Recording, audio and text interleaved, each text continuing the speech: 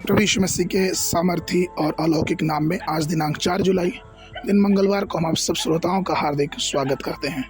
आज के दिन के लिए जो वचन है लिया गया है दूसरा थिस्सलुनीयों की पत्री उसका 2 अध्याय 13 पद।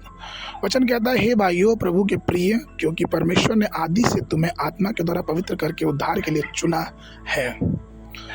प्रियो, हमें पवित्र आत्मा से जन्म लेना चाहिए, आत्मा के वचन बोलने चाहिए, आत्मा के नेतृत्व में रहना चाहिए और आत्मा द्वारा पवित्र किया जाना चाहिए। हम जो पवित्र जीवन जीना चाहते हैं, हमको पवित्र होना चाहिए और दैनिक आधार पे पवित्रता की ओर और आगे बढ़ना चाहिए। हमें अपने आप को शुद्ध करना चाहिए और पवित्रता के मार्ग पर आगे बढ़ना चाहिए जो प्रभु ने हमारे सामने रखा है। हमको लगातार पवित्रता और महिमा में प्रगति करना चाहिए और उनके गौरवशाली आगमन पर हमारे प्रभु की छवि में परिवर्तन होना चाहिए।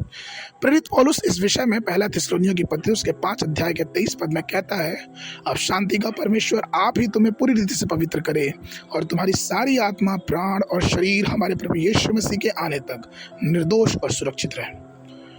प्रियो, पवित्रता के बिना कोई भी प्रभु को नहीं देख पाएगा। पवित्रता के बिना आप प्रभु को देख भी नहीं पाएंगे और ना उठाए जाने के समय हम प्रभु से मिल पाएंगे।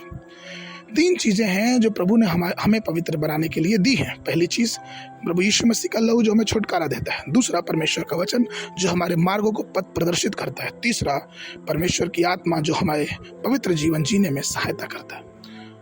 तो इसके पश्चात आप ये पूछ सकते हैं कि ऐसे पवित्रीकरण में हमारा क्या भूमिका है, और इसका उत्तर काफी सरल है। भूमिका हमारी ये है कि हमको अपने जीवन को पूरी रीति से प्रभु के हाथों में समर्पित करना, अर्थात हमको अपने जीवन को प्रभु की इच्छा पे दे देना है।